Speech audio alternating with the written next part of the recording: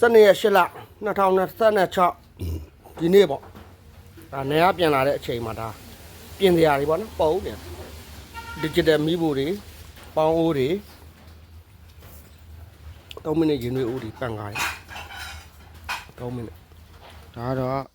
စတင်ပြုပြင်ပေးနေပြီပဲဖြစ်ပါတယ်ဒါကတော့နေရကောင်လေးတွေပေါ့နော်သူရွာမှာတဲ့တယောက်ကတော့အညာသားပေါ့တယောက်ကတော့တောသားလေးပေါ့နော်သူကရွာမှာတဲ့စိုင်ပြန်ဖွင့်မယ်ပေါ့နော်အဲ့ဒါပညာလေးတွေတင်ပေးပါစီလို့ပညာတင်ပေးနဲ့ကျွန်တော်တို့3ယောက်ပေါ့နော်ပြုပြင်နေပါတယ်ပြင်စရာတွေပြင်ကျင်တယ်ဆိုရင်လဲကျွန်တော်ဆိုင်ကမြောက်တကုံမှာဖွင့်ထားပါတယ်လို့မြောက်တကုံမှာရှိပါတယ်နော်မြောက်တကုံ40နှစ်ရက်ကွက်မှာပါ